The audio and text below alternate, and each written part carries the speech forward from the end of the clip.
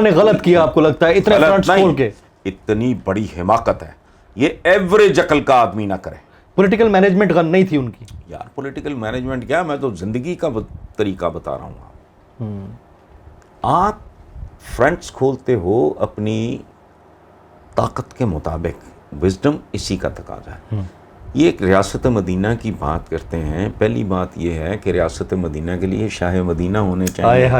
एक बात। क्या बात। दूसरी बात ये है कि कभी रियासत मदीना की जैसे तश्कील हुई थी, कभी उसके मराहल तो देख लो।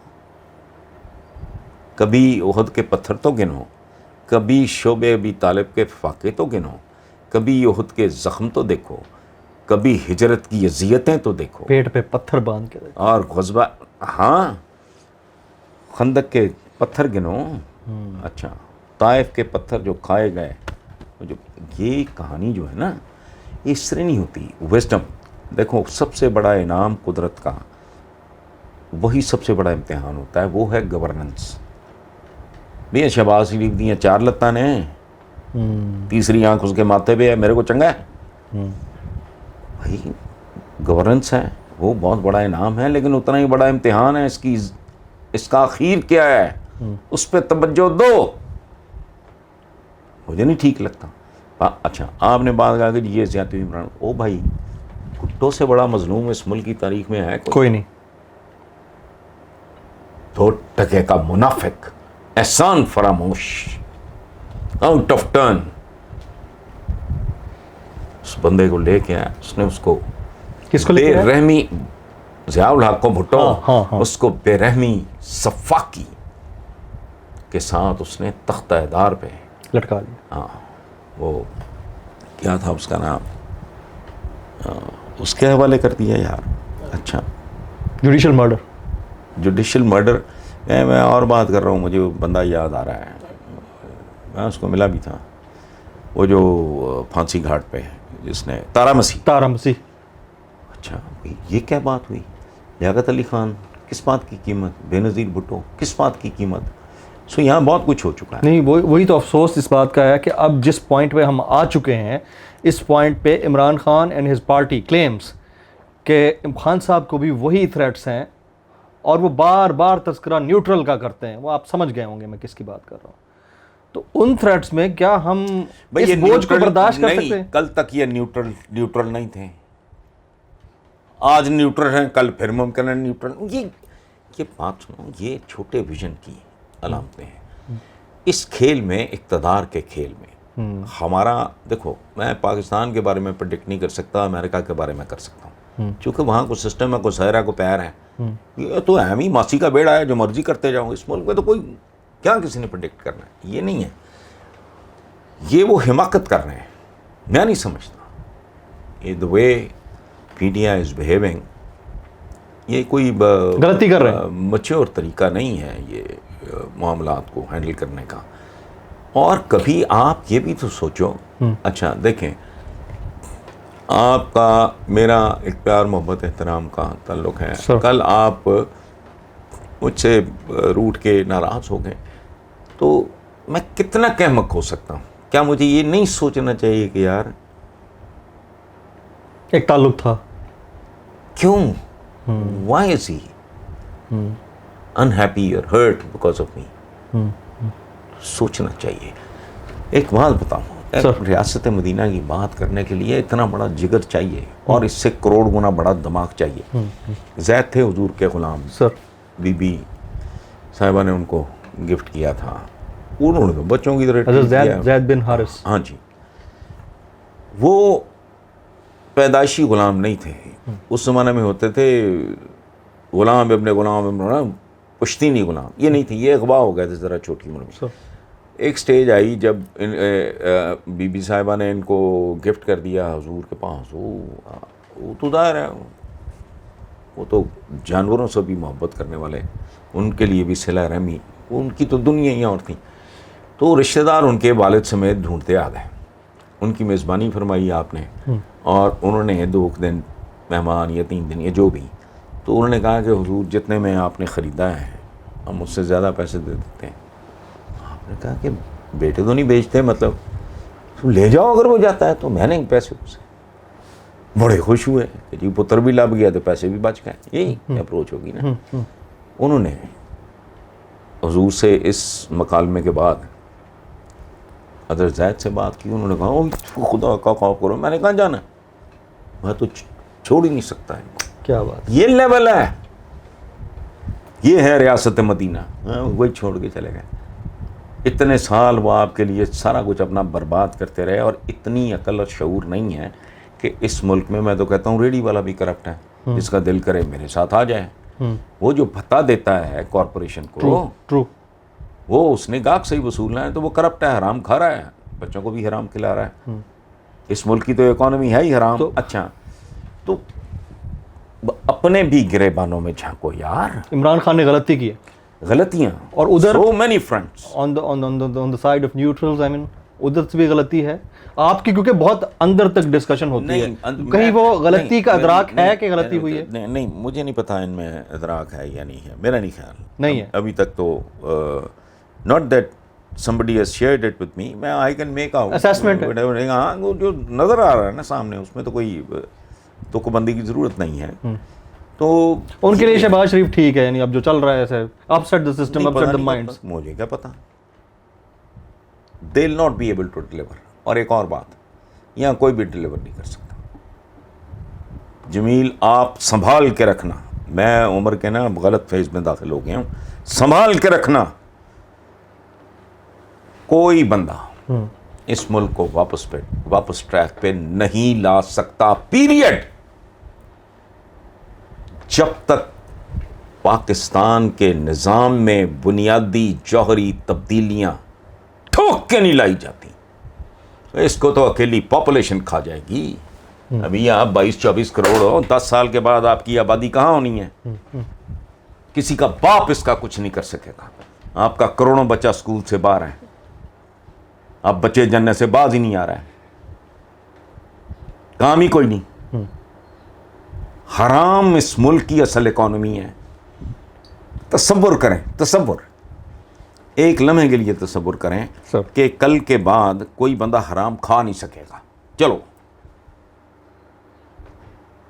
6 महीने में आधा मुल्क फाके से मर जाएगा। ये खड़ा ही हराम पे है, ये खड़ा। देखो 20 we are compelled to do that. ओहो, ये और बात है। मैं तो कहता हूं कि स्टेट, ये निज़ाम, स्टेट क्या है? स्टेट तो ये निज़ाम ऐसा है जो गन पॉइंट पे आपको करप्ट करता है।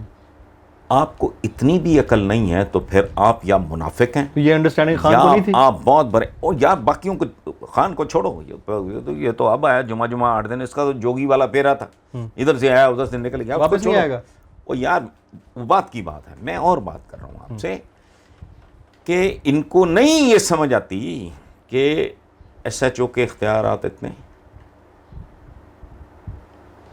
टेक होम इतना, बहुत कम, हफ्ता नहीं जिंदा रह सकता उसमें। 6 बंदों का ख़ानदान, मैं ज़्यादा बात ही नहीं कर रहा। पटवारी है, वो पटवारी अब्बा जी है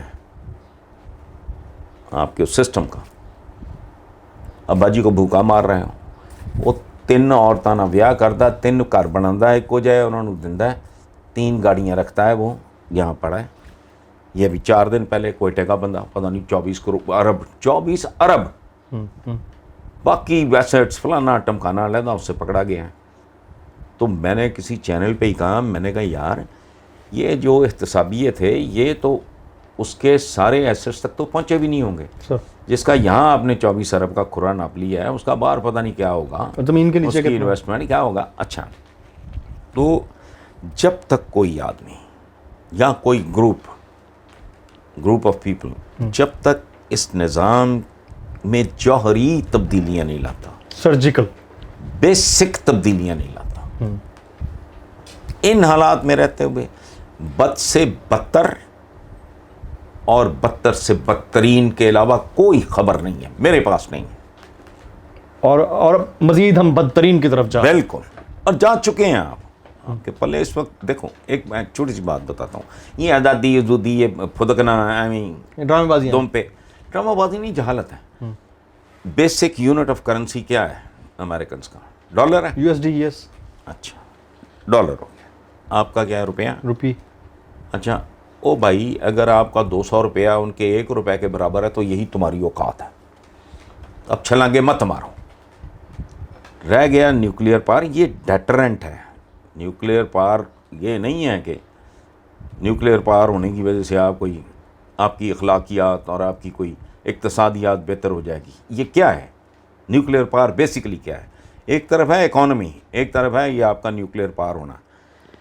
एक बंदा है जी इस कुर्सी पे बैठा है, उसका अपर हाफ है दुनिया का सबसे स्ट्रांग आदमी का मसल फलाना, वो गैंडे को भी मुक्का मारेगा तो उसकी गर्दन तोड़ देगा। नीचे है पोलियो, पैरालाइज्ड, उसको कुछ चपेट मार के चला जाएगा ना 5 साल का बच्चा चुंडी काट के, उसका कुछ नहीं बिगाड़ सकेगा। आपकी ये सिचुएशन है। तो इसमें डेटरेंट का भी कोई आपको लगता है कि अपेरेंट फायदा है? नहीं, वो एक फायदा है। बहुत ही अपनी औकातों बाहर अगर इंडिया निकलता है, जैसा कि वो निकले भी हैं, और अगर आपके पास कोई ऑप्शन नहीं रह जाएगी, फिर एक ऑप्शन तो है, वो तो है फिर अच्छा, लेकिन वो इस अहद का ऑप्शन है नहीं। तो लड़ाइयाँ ही चेंज हो चुकी हैं, वारफेयर ही चेंज हो चुके हैं। ठीक है ना जी, अब सारा कुछ ही आज के औजार, आज के हथियार, आज की इक़्तिदार, आपकी कुछ और कहानी हो गई है दुनिया। हमारे यहाँ चूँकि एक ख़ास तरह का एलिमेंट है इस मुल्क में, मैं उसे कहता हूँ सीक्रेट माफिया, मुकद्दस माफिया। उनको अकल शक्ल है कोई नहीं, बातें बूतें करी जाएंगे। अब रिसेंटली एक आइडिया फ्लोट हुआ है, आपने बड़ी ज़बरदस्त टर्म यूज़ किया, सेक्रेड माफिया। हाँ, अच्छा, वो अब क्या है कि जी वो कह रहे हैं 5 साल में हमने हुक्म जारी कर दिया है, सूद ख़त्म। ओए, तुम पाकिस्तान खोद के उठा के मरीख पे ले जाओगे? तो तुम इस ग्लोबल विलेज के एक अमीर छोटे से कमी हो। मकरूज, जिसके बारे में हुजूर ने कहा था मकरूज ज़बा किए हुए जानवर की मानंद होता है, वो फड़फड़ता बहुत है। ज़बा किया हुआ जानवर क्या करता है? ऐसा ही मुर्गी हो फलां। अच्छा, ओ भाई, किस दुनिया में रह रहे हो तुम? कैसी बातें कर रहे हो तुम? और अगर तुम वाकई ताकतवर हो या तुम्हारे अंदर, तुम्हें कहने की ज़रूरत नहीं है। तुम्हें कहने की ज़रूरत नहीं है। आपको ये पता नहीं कौन लोग हैं, मेरी अकल समझ से बाहर है। बुनियादी इश्यूज़ की तरफ कोई आता नहीं। जिस नस्ल ने आज से 15 साल के बाद, 20 साल के बाद इस मुल्क को संभालना है, उनको देख के मुझे रहम आता है और शर्म आती है। जो आपके ये जो सरकारी टाइप, नीम सरकारी टाइप स्कूल्स हैं, इनकी कभी क्रॉप तो देखो, उनको तो उर्दू नहीं आती। अच्छा, अंग्रेजी भी नहीं ली। नहीं, उसको तो छोड़े ना अंग्रेजी की तरफ। मैं उर्दू नहीं आती, मैं तो यहाँ कह के मैंने बंद कर दिया अंग्रेजी। आपके जो हाई प्रोफाइल महंगे स्कूल्स के पढ़े हुए बच्चे, उनमें 70-80% तो वैसे ही यहाँ नहीं रहना। मेरा एक हल्का है वहाँ पे जाती, ऐसा ही है। उनमें से 90% के बच्चे बाहर हैं। बेटियाँ ब्याही गई, बाहर चली गई, बेटे हैं बाहर, किसी के 3 हैं, 2 बाहर हैं, किसी के 2 हैं, 1 बाहर है, किसी के 2 हैं, दोनों बाहर हैं। तो ये मुल्क चलाएगा कौन है? ज़रा ये इनके सवाल नहीं है, ये सारे हैं डंग टपाऊ लोग। अपनी ज़ात की सियासत, ज़ात जूत नहीं, आज 10 दिन के में टपना, टाइम टपाओ। हाँ, खान भी यही कर रहा है। हाँ, टाइम टपाओ, डंग टपाओ नहीं, चारा भी नहीं रह गया। अब आप उधर चले गए हो। अब ये क्या कर रहा है? ये इम्पोर्टेड हुकूमत नामंजूर का जो नारा लगा है, वो छोड़ो, इम्पोर्टेड सिलेक्टेड फलाना, ये फजूल से लफ्ज़ हैं। फजूल से लफ्ज़ हैं। भाई बात सुनो, औकात क्या आपकी? एक बंदा आता है इस मुल्क में, उसके पास एक चिट्ठी है, मैं सिंबॉलिक बात कर रहा हूँ, उसके पास एक ख़त है, हामिल रुक्का हाजा नाम मोइन कुरैशी को वज़ीर आज़म मुकर्रर किया जाए। खत्म। ये औकात है। कोई ना उसका नाम जानता है, ना उसका आगा ना पीछा, अपने माँ प्यो दियाँ उन्होंने कब्रां दा नहीं पता। ये हैसियत है हमारी, ये औकात है आपकी। तो ये सिलेक्टेड इलेक्टेड, ये कौन थे? सारे सिलेक्टेड होते हैं? नहीं, देखें, मुझे सिर्फ एक बात आप बता दो, ये शरीफ खानदान है, ये कौन है? Supreme selected. Supreme selected. ऐसा ही है, am I right sir? चंद दिन पहले मैंने खबर देखी है, खुशामदी में इनका बाप खड़ा, आगे पीछे नवाज शरीफ खड़ा है ज़ियाउल्लाह के साथ। काउंसलरशिप का इलेक्शन जो जीत नहीं सका था, उसको पहले पंजाब पे सवार किया, फिर मुल्क पे सवार किया। वो चल रहा है, और जिस तरह का चल रहा है वो सामने, और जाहिर है आप जो फसल काश्त करोगे वही बीजोगे ना, या उसको छोड़ के भाग जाओगे। दो ही रास्ते हैं। पाकिस्तान को जौहरी बुनियादी तब्दीलियों की ज़रूरतें हैं। देखो, पहले प्राइमरी एजुकेशन से लेके पॉपुलेशन मैनेजमेंट तक ये असल इश्यूज़ हैं। बाकी 1 करोड़ एक मसाइल, वो इनके दरमियान एक सैंडविच है। इधर है primary education, quality primary education, वो बच्चे तैयार करो जो कल संभाल सकें। लेकिन कैसे होगा? भुख नंग दे मारे गुरबत, जो बच्चा परवान चढ़ेगा जहाँ मां नू रोज़ छितर पै रहा है। ये प्राइमरी, ये घड़ियाँ सरकारी स्कूलों के बच्चों के घर का कभी विजुलाइज करके देखो ज़रा नक्शा। वो इंसान, वो ना इंसान है, ना हैवान है, ना जानवर हैं, वो पता नहीं क्या है। वो एक चिंची में 20 सवारियां होती हैं। चिंची का ड्राइवर 1 लीटर पेट्रोल बचाने के लिए 1 वे तोड़ के निकल रहा है, सबकी ज़िंदगियां ख़तरे में डाल रहा है, उनमें से भी कोई नहीं बोल रहा। ये नमनेस इतनी बेहिसी है, पता ही नहीं। वरना सवारी का मैंने तुझे भड़वे पैसे पूरे दिए, तू किधर कर रहा है? नहीं, आधे मुंह खुले होते हैं, गर्मी के मारे हुए चेहरा पथरीला ना। और ये मांग रहे हैं आज़ादी, और इनको आज़ादी चाहिए, ये आज़ादी की बातें कर रहे हैं। कुछ भी नहीं। Very right. एक लास्ट कमेंट सिर्फ कर दीजिएगा सर, ये जो पॉलिटिकल सिनेरियो डेवलप हुआ है, इसमें से कुछ इमरान की फेवर में जाता हुआ देख रहे हैं? डिपेंड करता है हाउ ही बिहेव्स। बिल्कुल निकल सकता है, लेकिन उनको अब थोड़ा सा बिल्कुल अपने आप निकल को सकता है। टोन डाउन करना होगा। नहीं, टोन डाउन भी ना करें। हाँ, बाज़ औक़ात समत बदलना होता है। It's not your speed. देखो ना, direction. Yes, it's your direction. अब अच्छा, दूसरी बात, चीज़ों का शॉर्टकट नहीं, ये ज़िंदगी में ख़तरनाक होता है। मैं आपको एक मिसाल देता हूँ। सर आपने यहाँ से सफ़र शुरू करना है, जमील आपने यहाँ जाना है। सर एक बात याद रखना, सीधा रास्ता ही शॉर्टेस्ट है, ज्योमेट्रिकली साबित कर देता हूँ। Very right. अब यूँ जाओगे, यूँ जाओगे, फुर्तियाँ दिखाओगे, अपना टाइम फासला बढ़ाओगे। फासला भी, टाइम भी ज़ाया करोगे। वो जाहिर है, फासला बढ़ेगा तो टाइम बढ़ेगा। Very right, very right. So heart touching. जो होता है ना, दुरुस्त तरीन रास्ता वो सीधा तरीन रास्ता होता है। आप यहाँ से यहाँ जाना चाह रहे हो तो यूं ही जाओ, यूं जाओगे तो वही बात, टाइम भी ज़्यादा, एनर्जी भी ज़्यादा, तो फलाना भी ज़्यादा नहीं। डिपेंड करता है और किसी भी आदमी का, आप हो, मैं हूँ, कोई हो, ये जो बच्चे बैठे हैं, ये अगर ठीक बिहेव करेंगे, काम मुश्किल है चूँकि ये हमारा मुआशरा एक प्रो बदी मुआशरा बन चुका है। प्रो खैर नहीं रह गया, ये प्रो शर मुआशरा है, प्रो खैर मुआशरा नहीं है। True, very right, absolutely right. जनाब हसन निसार साहब, पाकिस्तान के मारूफ दानिश्वर, तज्ज़ियाकार, और इन ए नटशेल, मतलब ये 40-50 मिनट की गुफ्तगू हुई है, यकीनन बाई पार्ट्स चलेगी। तो जो डिस्कशन हुई है, न्यूट्रियलिटी का जो फैक्टर है, उसको जितना अच्छा डिस्क्राइब हसन साहब ने किया है, शायद मेरे सामने तो आज तक किसी ने नहीं किया, और इतना खुल के बोला है, और बहैसियत बुज़ुर्ग के, बड़ी शख्सियत के, नसीहतें भी की हैं, और जो सुनने वाले हैं, ख़ासतौर पर मेरे चैनल को बड़ा कीनली मॉनिटर करते हैं, तो उनके लिए नसीहत भी है। हसन साहब, सर आपने वक्त निकाला, आपका बहुत बहुत शुक्रिया। Thank you.